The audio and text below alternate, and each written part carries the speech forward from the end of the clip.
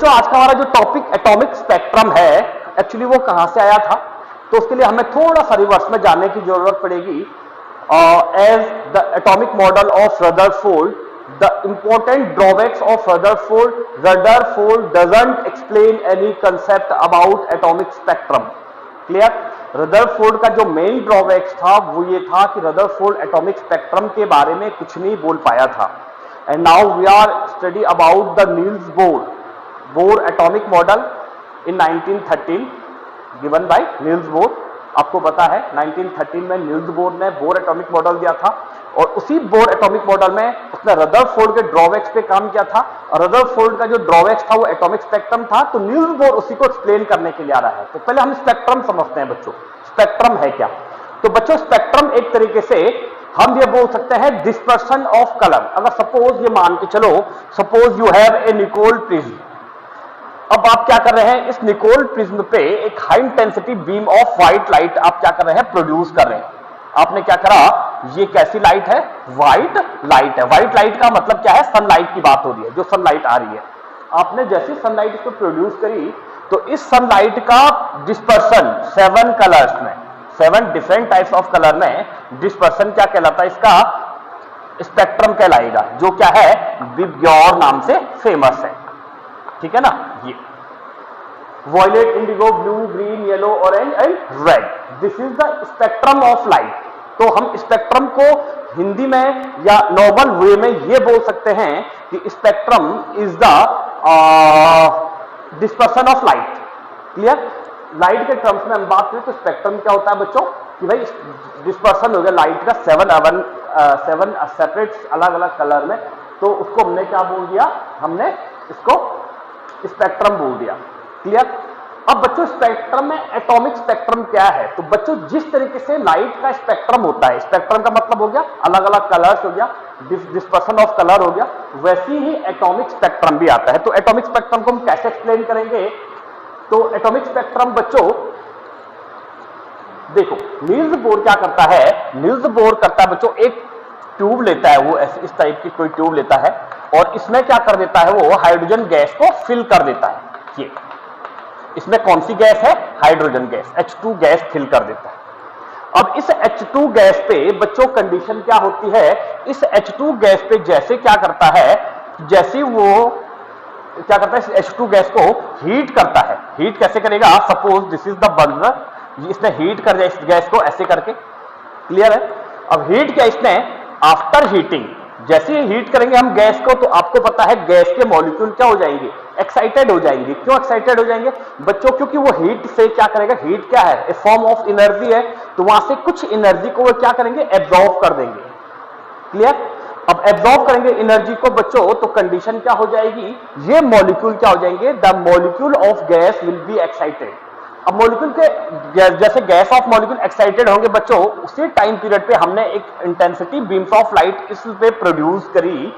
तो after producing the beams of light, यहां से H2 गैस में क्या हो रहा था बच्चों, हमारे पास में कुछ कलर, देखो हमारे पास क्या हो रहे थे, कुछ कलर अपियर हो रहे थे, कुछ कलर क्या हो रहे थे, अपियर हो रहे थे। जैसे मैं डिफरेंट टाइप ऑफ कलर बनाता हूं, सपोज एक ये है और एक ये है और एक ये है, सपोज तीसरा कलर, तीसरे कलर से बनाता हूं मैं, इस तरीके से कुछ कलर क्या हो रहे थे, दिख रहे थे हमें ये। ठीक है ना। तो क्या हो रहा था बच्चों, एक तो हमें ऑरेंज कलर दिख रहा है, ग्रीन कलर दिख रहा है और वॉयलेट कलर दिख रहा है, बाकी कलर क्या थे, नहीं थे, प्रेजेंट नहीं थे बाकी कलर। तो कंडीशन क्या हुई, यहां से जो कलर डिसअपियर थे या कुछ फिक्स कलर दिखे या एक ही कलर दिखा हमें। ठीक है ना। तो इस टाइप के स्पेक्ट्रम को बोला गया बच्चों लाइन स्पेक्ट्रम, लाइन स्पेक्ट्रम। और मैं सीधे लाइन स्पेक्ट्रम पे आ गया। तो लाइन स्पेक्ट्रम से पहले थोड़ा सा स्पेक्ट्रम के बारे में बात। स्पेक्ट्रम होता है आपके पास में, स्पेक्ट्रम 2 टाइप का होता है। देखो स्पेक्ट्रम 2 टाइप का होता है। एक हो गया बच्चों continuous spectrum, continuous spectrum, okay. दूसरा हो गया आपके पास में discrete spectrum, discrete spectrum oblique line spectrum, आप लाइन स्पेक्ट्रम भी बोल सकते हो उसको। कॉन्टिन्यूअस स्पेक्ट्रम क्या हुआ बच्चों, कॉन्टिन्यूअस स्पेक्ट्रम उसको बोलते हैं, जैसे मैंने आपको अभी बोला कि भाई डिस्पर्सन ऑफ कलर्स, ठीक है ना। जब कलर क्या होता है, वेरिएंट आते हैं अलग अलग, 7 टाइप्स के कलर जो हमें मिलते हैं, वो 7 टाइप्स ऑफ कलर क्या है, ए फॉर्म ऑफ कंटिन्यूअस स्पेक्ट्रम है। जैसे हमने किसी निकोल प्रिज्म पे high intensity beam of light produce करी, तो वो high intensity beams of white light क्या हुई, डिस्पर्स हो गई 7 डिफरेंट टाइप्स ऑफ कलर में, नोन एज ए विबग्योर। वो 7 डिफरेंट टाइप ऑफ कलर क्या करते हैं, जब एनर्जी को रेडिएट करते हैं तो उस टाइप के एनर्जी को बोलते हैं बच्चों कॉन्टिन्यूअस स्पेक्ट्रम, ठीक है ना। वो 7 टाइप के जो कलर हैं वो आते हैं कॉन्टिन्यूअस स्पेक्ट्रम में। Line spectrum oblique discrete spectrum क्या हुआ, जैसे नील्स बोर ने क्या किया, एक ट्यूब ली और इस ट्यूब में हाइड्रोजन गैस फिल करी, इस पे फिल करने के बाद उसको हीट किया, गैस के मॉलिक्यूल हाईली एनर्जेटिक हो गए, एक्साइटेड हो गए। आफ्टर एक्साइटेड इसमें क्या करा, हमने बीम्स ऑफ लाइट जैसे प्रोड्यूस करी बच्चों, तो हमें कुछ कलर अपियर हुए यहां पे, सारे कलर नहीं हुए, कुछ कलर मिस थे, कुछ कलर हमें क्या हो गए, अपियर हुए। तो कुछ जो पर्टिकुलर कलर हमें दिखे, उस कलर को हमने क्या बोल दिया, लाइन स्पेक्ट्रम बोल दिया। उस स्पेक्ट्रम को क्या बोल दिया हमने, लाइट स्पेक्ट्रम बोल दिया। अब ये कलर कैसे अपियर होंगे, क्योंकि बच्चों जैसे हमने बीम्स ऑफ लाइट इस पे प्रोड्यूस करी, तो इसने कुछ एनर्जी को क्या किया होगा, कुछ एनर्जी को उसने रिलीज किया होगा, या कुछ एनर्जी को उसने क्या किया होगा, एमिट किया होगा। तो जो एनर्जी उसने एमिट करी होगी या रिलीज करी होगी, उस एनर्जी को किस फॉर्म में रिलीज किया होगा, उसने रेडिएशन के फॉर्म में रिलीज किया होगा। अब बात आती है रेडिएशन क्या है। रेडिएशन भी ये बोल सकते हैं एक टाइप की एक फॉर्म ऑफ एनर्जी है। एक तरीके से जैसे हमने किसी चीज को हीट कर दिया, तो उसकी जो हीट हमें मिलती है, जो महसूस होती है, वो भी क्या है, एक रेडिएशन है। जैसे बोलते हैं फोन रेडिएशन कर रहा है, तो फोन पे जब सर्किट कंप्लीट होता है, बैटरी रहती है, तो बच्चों वो कंडीशन क्या है, वो भी एक रेडिएशन क्रिएट करता है, तो वो भी क्या एक तरीके का एनर्जी है, ठीक है ना। तो वैसे हमारे पास क्या हुई, जैसे हमने हाइड्रोजन गैस को क्या किया, हीट किया, उसमें बीम्स ऑफ लाइट प्रोड्यूस करी, तो इस हाइड्रोजन गैस ने क्या करेगी, कुछ एनर्जी को एमिट किया, मतलब कुछ एनर्जी को रिलीज किया। और रिलीज करने पे क्या हुआ, उसने कुछ पर्टिकुलर कलर क्या करे, फॉर्म करे, जिनको क्या कहा गया, इन the form of spectrum, line spectrum, या इसको क्या बोला गया, डिस्क्रीट स्पेक्ट्रम बोला गया, डिस्क्रीट स्पेक्ट्रम बोला गया, ठीक। तो जो स्पेक्ट्रम होता है बच्चों, वो 2 टाइप के होते हैं। First one is continuous spectrum, second one is discrete spectrum. जो कॉन्टिन्यूअस स्पेक्ट्रम होता है बच्चों, मैंने आपको बताया कॉन्टिन्यूअस स्पेक्ट्रम का एग्जांपल क्या हो गया, dispersion of colour of white light. White light के जो 7 कलर्स होते हैं, वो क्या है, एग्जांपल है कॉन्टिन्यूअस स्पेक्ट्रम के। और जो हाइड्रोजन गैस के कुछ कलर अपियर हुए, उनको बोल दिया गया discrete spectrum oblique line spectrum. Okay, अब चलते हैं बच्चों मेन पॉइंट पे। कॉन्टिन्यूअस स्पेक्ट्रम भी 2 टाइप के होते हैं बच्चों, ठीक है ना। Continuous spectrum again we can divide into sub 2 category. First one, जो देखो कंटिन्यूअस स्पेक्ट्रम होता है जो आपके पास में, वो आता है, पहला आता है emission spectrum, emission spectrum. Second one आता है आपके पास में एब्जॉर्प्शन स्पेक्ट्रम, एब्जॉर्प्शन स्पेक्ट्रम, ठीक। तो हमारे पास क्या हो गया बच्चों, जो continuous spectrum further divide into sub 2 category. First one is emission spectrum, second one is absorption spectrum. तो हमारे पास 2 टाइप से हो गए, इमिशन स्पेक्ट्रम और एब्जॉर्प्शन स्पेक्ट्रम। तो इसका स्क्रीनशॉट ले लो पहले। देखो इलेक्ट्रॉन किसमें है, अपनी लोवेस्ट एनर्जी सेल में है, ठीक है ना, -13.6। बच्चों नेचर में एक रूल है, नेचर का एक रूल है कि हर कोई अपने लोएस्ट एनर्जी फॉर्म में रहना चाहता है फॉर स्टेबिलिटी। अगर एनर्जी बहुत ज्यादा होगी बच्चों, तो उसकी स्टेबिलिटी उतनी ही कम होगी, ये मान के चलो, ठीक है ना। फॉर एग्जाम्पल जैसे हम लोग हैं, हमारा सपोज 10th का रिजल्ट आया, हमने टॉप करा, तो हम क्या हो गए, बहुत ज्यादा एनर्जेटिक हो गए, लेकिन वो एनर्जी क्या रही, कुछ दिन तक रही, फिर हम वापस नॉर्मल लेवल पे आ गए अपने, ठीक है ना। तो हर कोई चीज क्या होती है, नेचर का एक रूल है, every substance living oblique non living जो भी है, वो क्या करता है, अपनी स्टेबिलिटी मेंटेन करने के लिए neutral normal lower energy state में क्या करता है, एग्जिस्ट करता है। वैसे इलेक्ट्रॉन के सबसे लोवेस्ट एनर्जी लेवल कौन सा है, फर्स्ट वाला N1, क्योंकि इसकी एनर्जी कितनी है, -13.6 इलेक्ट्रॉन वोल्ट है। सेकंड वाले की एनर्जी कितनी है, -3.4 इलेक्ट्रॉन वोल्ट है। थर्ड वाले की एनर्जी कितनी है, -1.5 इलेक्ट्रॉन वोल्ट है, क्लियर।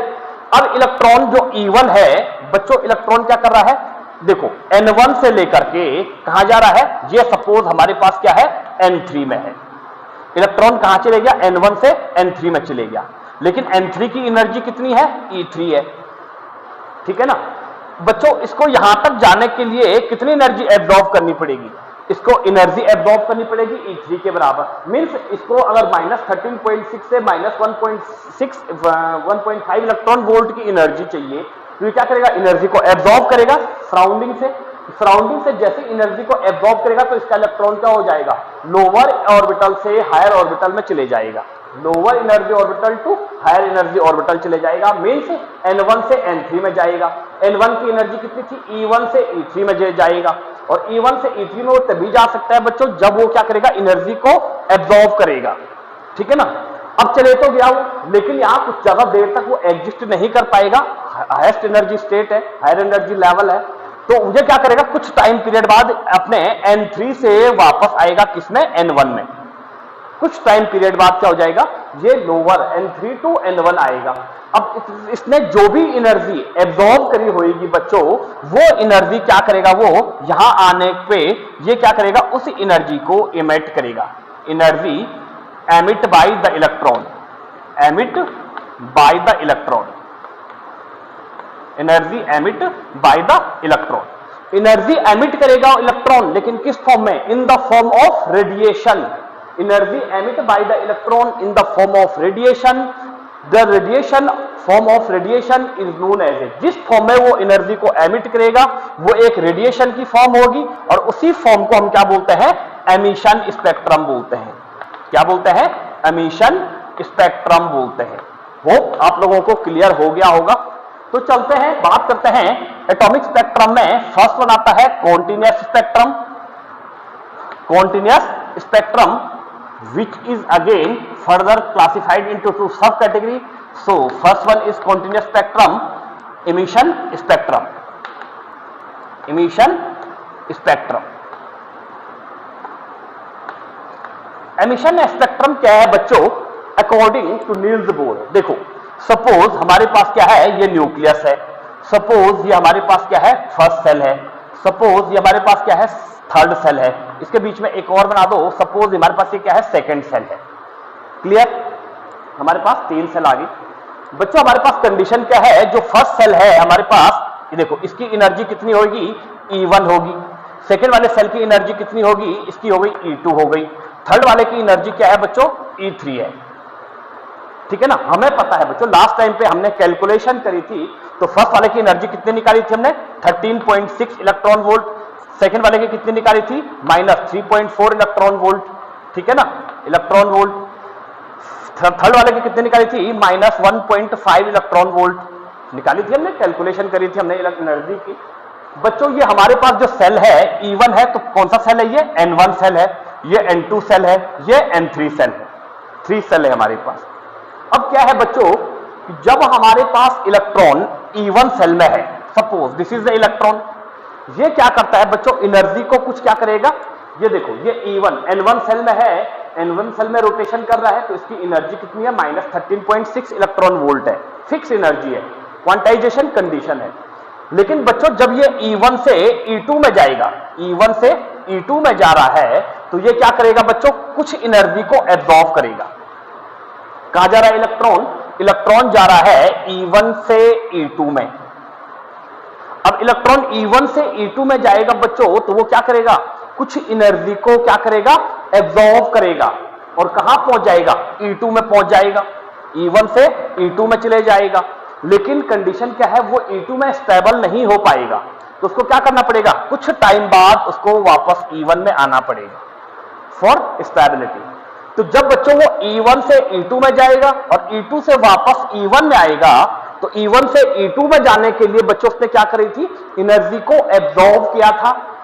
वापस E2 से जब E1 में आएगा तो उसको क्या करनी पड़ेगी, देखो जब E1 से E2 में गया तो इसने एनर्जी को एब्जॉर्ब कर दिया, ठीक है ना, एनर्जी बोल दो यहां पे, E1 से E2 के लिए एनर्जी एब्जॉर्ब करी। जब वापस E2 से E1 में आएगा तो एनर्जी को क्या करेगा, एमिट करेगा एनर्जी को। एमिट मतलब फेंकना, रिलीज करना। अब जो एनर्जी ये बाहर एमिट करेगा, इस एनर्जी को फॉर्म जो इसने एनर्जी जब E2 से ये वापस E1 में आएगा बच्चों, तो उस टाइम पे क्या करेगा, एनर्जी को एमिट करेगा, मतलब रिलीज करेगा। और किस फॉर्म में करेगा release? In the form of radiation. तो उस एनर्जी को बोलते हैं बच्चों क्या? Emission spectrum. Emission spectrum. Okay, तो सबसे पहला कॉन्सेप्ट हमारे पास आया, what do you mean by emission spectrum? तो इमिशन स्पेक्ट्रम क्या है? When electron डीएक्साइटेड। डीएक्साइटेड का मतलब क्या हो गया कि भाई एनर्जी है उसकी, वो एनर्जी को रिलीज कर रहा है, तो क्या होता है डीएक्साइटेड, या आप ये बोल सकते हैं when electron back from E2 to E1, then electron will release the energy और emit the energy in the form of radiation, and the form of radiation is known as a emission spectrum। Clear हो गया कि भाई emission spectrum क्या है? देखो electron E1, देखो जरूरी नहीं है कि भाई E1 से E2 में जाएगा। देखो कंडीशन ये भी है बच्चों कि वो देखो E1 से लेकर के भाई E3 में चले जाए, या E1 से लेकर के E6 में चले जाए, या E1 से लेकर के E इंफिनिटी में चले जाए। ठीक है, मतलब एनर्जी लेवल है ये। E1 है तो इसका सेल कौन सा होगा? N1 से सपोज कहां जा रहा है? N2 में जा रहा है, तो उसकी एनर्जी क्या हो जाएगी? E1 से E3 हो जाएगी। ठीक है ना भाई, एनर्जी हमारे पास N1 से N6 में जा रहा है, तो एनर्जी N6 की एनर्जी क्या होगी? E6 होगी। N1 की एनर्जी कितनी है? E1 है। अगर एनर्जी सेल में N1 से लेकर के N इंफिनिटी तक जा रहा है, तो N इंफिनिटी की एनर्जी क्या होगी? E इंफिनिटी होगी। ठीक है ना, अब जब एनर्जी E इंफिनिटी होगी, वहां से अगर सपोज वो E1 में आ रहा है, तो वो डायरेक्टली, ऐसा नहीं है कि वो 3 में जा रहा है तो 3 से पहले 2 में आएगा, फिर 2 से 1 में आएगा, ऐसा नहीं होगा। वो डायरेक्टली क्या कर सकता है? 3 to 1, 1 to 3 कर सकता है, पर नीड है उसको उतनी अमाउंट ऑफ एनर्जी मिलनी चाहिए। क्लियर है? तो कंडीशन क्या है कि जब वो सपोज हमारे पास N1 से N6 में जा रहा है, और जब N6 से वापस N1 में आएगा, तो वो E6 की एनर्जी मेंटेन करेगा। पहले जब जा रहा है तो उसको E6 एनर्जी चाहिए, तो इस E6 एनर्जी को क्या करेगा? वो एब्जॉर्ब करेगा। कहां से? अपने सराउंड से। ठीक है ना, लेकिन जब क्या करेगा? वो वापस करेगा, वापसी होगी उसकी, तो वो जो एनर्जी उसने एब्जॉर्ब करी थी उसी एनर्जी को एमिट करेगा वो। और एमिट करेगा तो किस फॉर्म में करेगा? इन द फॉर्म ऑफ रेडिएशन करेगा। तो उस रेडिएशन को क्या बोलते हैं हम? एमिशन स्पेक्ट्रम बोलते हैं। Is that clear?